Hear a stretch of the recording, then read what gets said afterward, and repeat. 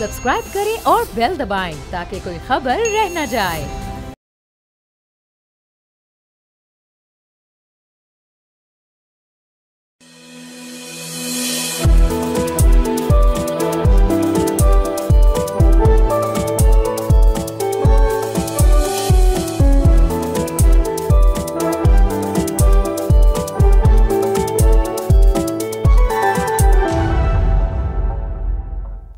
Assalamu alaikum and good evening. You're watching Front Page on Bold News. This is me, Moiz Ur Rehman, signing on from the city of Glasgow.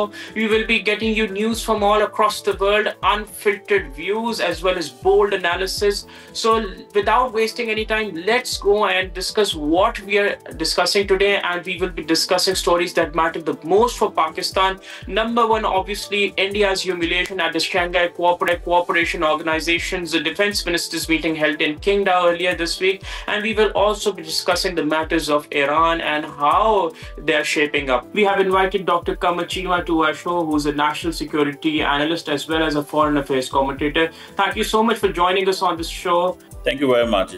Dr. Kamachima, my first question obviously is to you. What do you think about what happened with India at the Shanghai Cooperation Organization? Has the world finally started seeing and acting through India's lies and falsehoods? Well, thank you very much. I think the important point here to understand is that the Shanghai Cooperation Organization has a shared challenge which all the nations in the SCO are addressing, and that is terrorism, extremism, and militancy. And Pakistan, as per the reports, you understand, more than 2,500 people lost their lives in Pakistan.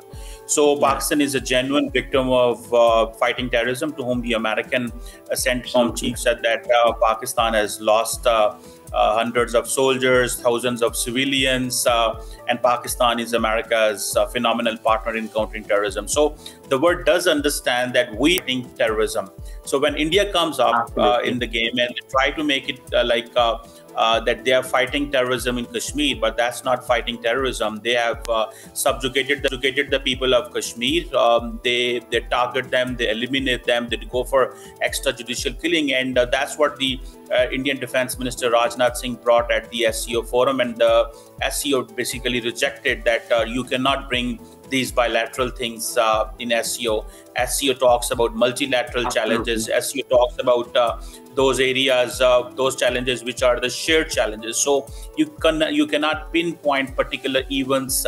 So India basically wanted to deliberately sabotage the entire SCO conference. If you remember, when the SCO when the SCO condemned the Israeli attack on Iran, India was the only country which didn't support that that idea. So India was not part of SCO condemnation for the Israeli attack on Iran. So India has always boycotted anything which is shared. So India always want to bring something which is its own personal. So the SCO didn't let the India to come up with this idea that you can talk about Pahalgam, you can talk about terrorism in general, because countries like Pakistan is also being affected. For example, if you remember the famous train hijacking incident, if Pakistan can bring with the Indian agents were involved in that. So I think India must understand that SCO is not for India only. It's a platform that talks about the shared challenges which all these nations are facing. You're absolutely correct. And when you see SCO's the purpose of SCO is actually to further increase regional cooperation, whether it's about trade or whether it's about security. So if you see India's attitude through the years, especially after Narendra Modi has actually taken over the government, India has actually started coming across as a threat to regional stability as well as regional cooperation. And if you focus on the Chinese defense minister's remarks the other day at the SCO conference only, where he actually called out for countries who actually become a bully and they actually start violating the sovereignty of other countries. What do you think that China, being such a major partner in SCO, what does this underscore the Chinese minister's remarks that talk about nations who bully other countries as well as who violate the sovereignty of other countries?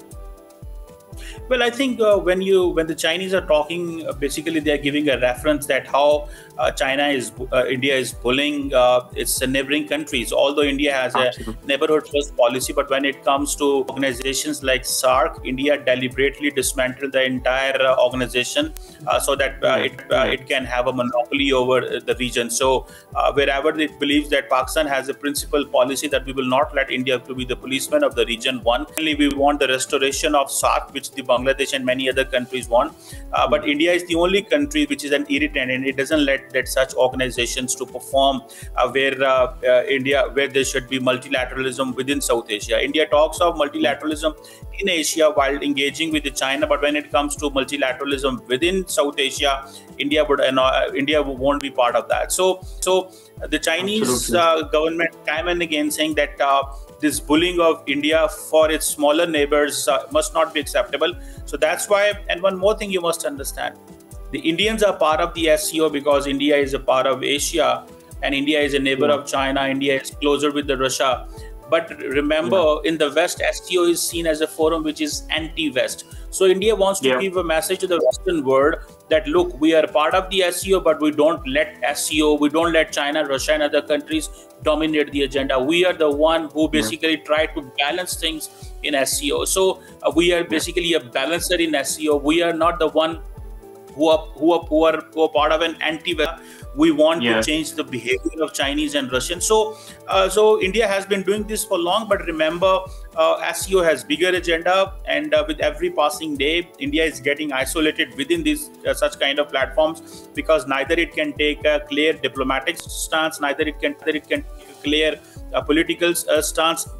India wants to enjoy all the bilateral incentives from China and Russia, but it doesn't want to work in a multilateral forum where all nations can take incentives from each other.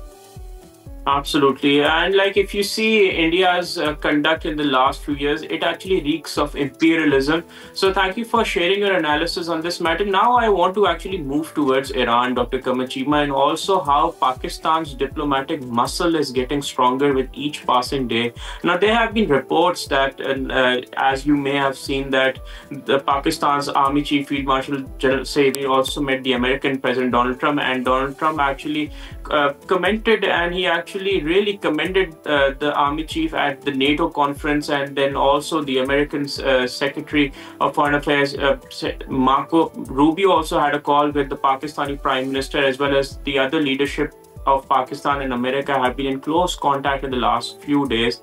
And I guess that this is after a very long time that the Pakistani and American leadership have been seen this close on all levels.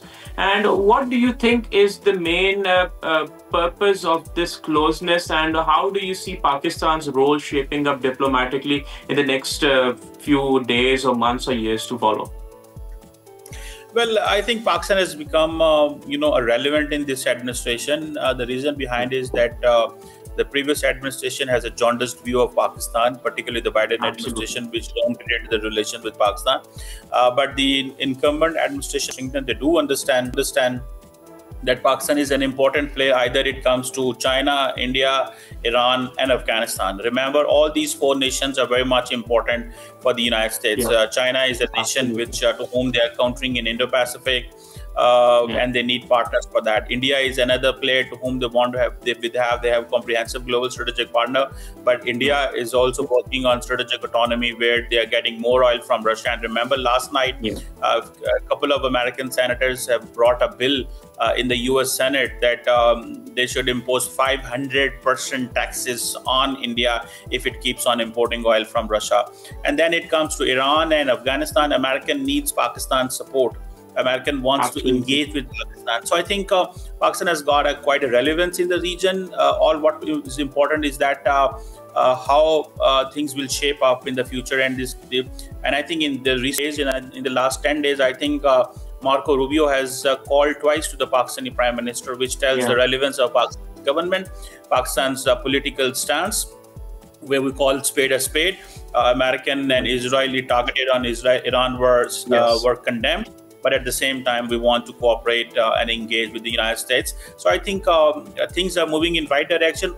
We have to balance the relations, and we have to stand in line with international law and the rules-based international order. Absolutely. Dr. Saab, my next question to you is obviously when you see that the American president, especially after he made a ceasefire between Pakistan and India, he has repeatedly mentioned the possibility of increased trade with Pakistan, and at a time when Pakistan wants to increase its trade with China, and how the Chinese cooperation with Pakistan is at a level never seen before in the last 10 years. When you talk about CPEC and how China has always helped Pakistan. So when Pakistan's one branch is extended towards China in terms of trade, and if Pakistan actually increases its branch of trade with the United States, how can this benefit Pakistan in terms of the economy as well as at the global stage in terms of increasing its muscle? Because every time we've talked about diplomacy, people have said and observers have said that you can only be diplomatically strong when your economy is strong. Well, frankly speaking, we couldn't take advantage of China as a very close partner of the Pakistan in our trade. The American markets have been open for us for decades, and we couldn't even take advantage of those markets. So we need to work very closely with both the nations so that at the end of the day, these nations have been helping, and they want our exports to increase. They want our economy. They want industrialization in Pakistan. So I think a massive work at home is required and needed so that we can take benefit. If India can have about more than $200 billion trade with China, why can't we have that trade? If India can have about $200 billion trade with the United States, why can't we have? So India-China trade is 125. India-US trade is about $200 billion, and these both nations are ready to help us. But we need to enhance our capability, and we need to take incentives even for as far as the European Union is concerned, which gave us the GSP plus status. We couldn't take advantage. So I think a massive work at home is required to take advantages of the avenues which have opened for us in decades. Dr. Cheema, thank you. I just wanted to ask you, if we could get a short comment about what happened in Iran over the last 2 weeks and how the American president, made another ceasefire. How do you see Iran's matter shaping up in the near future? Do you see Iran weakening, or do you see a resolution of this conflict on a long-term basis? What is your opinion? Well, as far as Iran is concerned, Iran's influence in Middle East has drastically decreased. Secondly, Iran's nuclear program has been targeted, which tells that Iran won't be in a position to manufacture the nuclear bomb very nearly. Thirdly, the important thing is that the other nations are going to play a major role in Middle East, like Saudi Arabia, Turkey, and Israel. And in the end, Iran emerged as a player which have shown to people at home and in. But Iran's capability to make changes in Middle East have decreased, and it tells that Iran needs to do a massive work for having air power, and Iran needs to work for the transformation of its military capability. That can only protect Iran's sovereignty in real spirit. Thank you so much, Dr. Cheema, for taking our time this evening and for sharing your views this evening. We will continue to discuss these topics further, but let's take a break. Don't go anywhere. Keep watching Bold News.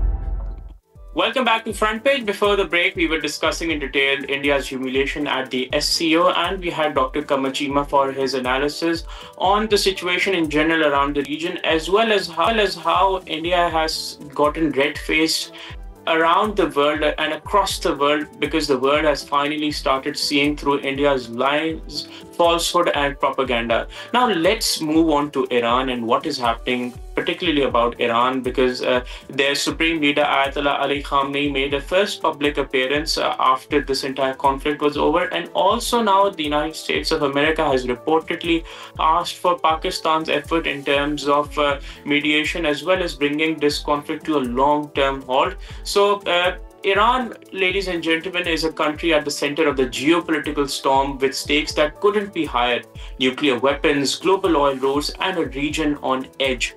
So now let's talk about it in detail. In a first public appearance since the United States airstrikes on Iran, Iran's Supreme Leader Ayatollah Ali Khamenei made a defiant and an unapologetic statement and said that Iran had delivered a tight slap to Israel in its failed attempts to cripple the country's nuclear program. And this video message came after a week of Khamenei being out of sight during the 12-day Israel and Iran conflict. In his remarks, he appeared healthy and composed, downplaying the impact of United States strikes and asserting that Iran's nuclear infrastructure remains intact. They could not do anything important, he said. America gained nothing. They had to intervene because Israel was on the verge of being completely destroyed. And now we know why he disappeared. Israel has officially admitted that it intended to assassinate Ayatollah Ali Khamenei. According to Israel's Defense Minister Israel Katz, the plot was foiled when Khamenei went underground to great depths, cutting off contact with senior military commanders to avoid detection. Whatever think of the man, Khamenei's survival has become a symbol of Iran's endurance. So now let's talk about what has Washington been trying to do, and there have been reports that the United States wants Pakistan to intervene in this situation. It has directly approached Pakistan to help broker lasting peace between Israel and Iran, which is important because it positions Islamabad as the key mediator in the Middle East's most dangerous rivalry while showcasing Pakistan's unique diplomatic leverage. So now let's me tell you more about it. Pakistan has landed a starring role in the Middle East diplomacy as the United States Secretary of State Marco Rubio personally called Prime Minister Mohammad Shahbaz Sharif to discuss promoting durable peace between Israel and Iran. This unprecedented move comes after the American President Donald Trump announced a ceasefire between the warring nations, ending a conflict that erupted on the 13th of June when Israel attacked Iran and violated its sovereignty. This timing reveals Pakistan's strategic importance. Just last week, the American president hosted Pakistan's Army Chief Field Marshal Syed Asim Munir at the White House, specifically discussing Iran, as Donald Trump admitted that Pakistan knew about Iran better than most other countries. The move represents calculated diplomacy. Pakistan's unique position in viewers makes it irreplaceable. A section of Pakistan's Washington embassy actually kind of represents Iran's point of view in the United States, and this actually, gives Pakistan unmatched access to both sides of this nuclear standoff, because Pakistan is very close to Washington, as well as because since we share a very large part of our western border with Iran, as well as a lot of cultural ties. So Pakistan obviously knows Iran's much more better than any other country in the world. So Pakistan has landed a brilliant opportunity to actually, do whatever Pakistan has been doing since a very long time. Pakistan has always worked towards regional peace, global peace, and in that process, Pakistan has sacrificed thousands of lives, billions of dollars worth of economy. So now it is a great chance for Pakistan to further do whatever Pakistan has been doing, but now it is incumbent upon the world to actually accept Pakistan's role and recognize Pakistan's role and completely protect it against countries like India, who are a threat to regional cooperation, regional stability, as well as the world's peace. So it is actually imperative for the world to step in and shield Pakistan against countries like India, because India has never been serious and India has been a massive threat to any bilateral cooperation amongst the two countries, as well as the entire region's stability. Pakistan has always worked towards regional peace, global peace, and in that process, Pakistan has sacrificed thousands of lives, billions of dollars worth of economy. So now it is a great chance for Pakistan to further do whatever Pakistan has been doing, but now it is incumbent upon the world to actually accept Pakistan's role. Today's show has come to an end. We will see you after the weekend. Take a lot of care of yourself, and please do share your feedback on both social media handles. This is me, Moiz Ur Rehman, signing off. Allah Hafiz.